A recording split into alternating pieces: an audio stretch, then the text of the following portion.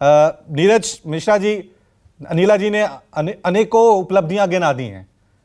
मेरा सवाल आपसे कि जो 9 सवाल आपने उठाए थे उसे आप जनता तक कैसे पहुंचाएंगे? अनिला जी कह रहे हैं कि अगर जनता तक ये मैसेज पहुंचना है तो हमें बार बार क्यों सत्ता में वो भेज रहे हैं? रवि ठाकुर जी, अनिला जी ने जो सारी बात कही उसे मुझे जो है कि दो पहलू दिख रहे थे। पहला पहलू, अगर मैं आंख बंद करके सुनता, जो संघीय ढांचे की बात हो रही थी, तो मुझे ऐसा लग रहा था कि कोई विपक्ष का नेता ये बात कर रहा है कि किस तरीके से जो केंद्र की सरकार है उसको कोई फर्क नहीं पड़ता कि प्रदेश की सरकारें उनके साथ आए, बात करें, समन्वय करें, विपक्ष के नेता उनकी नीतियों के ऊपर कुछ बोले ना बोले, उनको कोई फर्क नहीं पड़ता।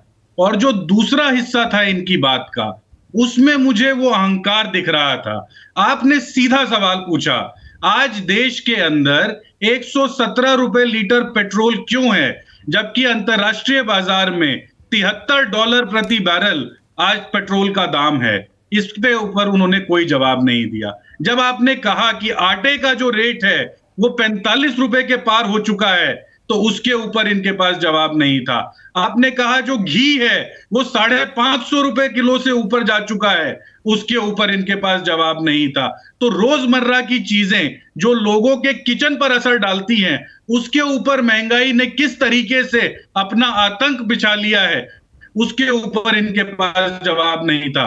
और सबसे बड़ी बात क्या है रवि ठाकुर जी, कि ये लोग हमेशा झूठ बोलते हैं। हम लोग अगर प्रोजेक्शंस की बात करें, तो अगर हमने 2 क्वार्टर 7.5% की ग्रोथ रेट पे किया, तो इनको क्या बेसिक मैथमेटिक्स नहीं आती? अगले 2 क्वार्टर हम लोग 4.5% से करने जा रहे हैं, जो इसी सरकार का आंकड़ा है। इसका मतलब आपने देश को मंदी के अंदर डाल दिया। सिर्फ झूठ बोलेंगे। और इन्होंने जो आपको योजनाएं बताई, रवि जी आप तो पढ़े लिखे पत्रकार हैं, ये वो 112 योजनाएं हैं जिसका नाम नरेंद्र मोदी ने चेंज किया, और मनमोहन सिंह की पॉलिसीज को आगे बढ़ाते हुए आज देश को कुछ भी अगर रिलीफ मिला हो तो वो सिर्फ मनमोहन सिंह जी की पॉलिसीज हैं। तो सिर्फ झूठ, लफबाजी और देश के सामने ऐसी बातें करना जिसका कोई सिर पैर नहीं है, यही काम है भाजपा के लोगों का।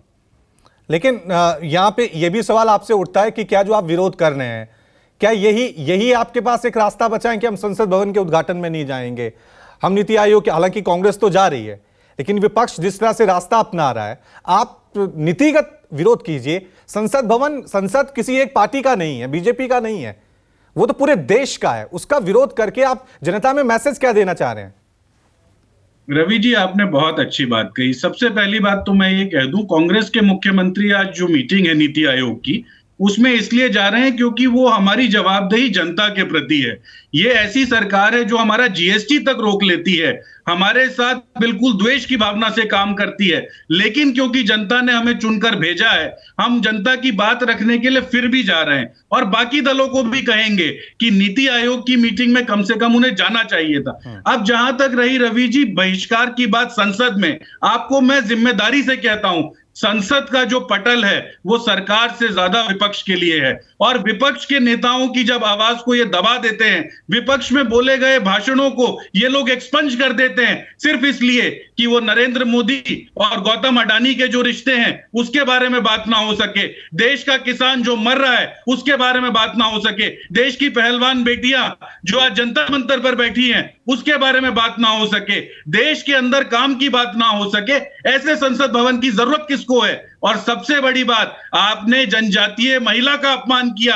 आपके अंदर वो मनुवाद की जो सोच है कि आप ना तो किसी दलित, सुनिए रवि जी सुनिए, ये जो मनुवाद की सोच है कि आप किसी दलित राष्ट्रपति से ना तो नींव की पूजा कराएंगे, आपके अंदर मनुवाद की सोच है कि आप किसी जनजातीय महिला से आप उसका उद्घाटन नहीं कराएंगे। ये पूरा देश देख रहा है रवि ठाकुर जी। आप संसद के मूल्यों की बात करते हैं, लेकिन जब संसद का सेशन शुरू होता है, चाहे मॉनसून सेशन हो, विंटर सेशन हो, विपक्ष सबसे ज्यादा हंगामा करता है, सेशन चलने नहीं देता है, वहां चर्चा होती नहीं है। तब अपमान नहीं होता संसद का? ये निकम्मी और कमजोर सरकार जिसका मुखिया सबसे निकम्मा है, उसने संसद को नहीं चलने दिया।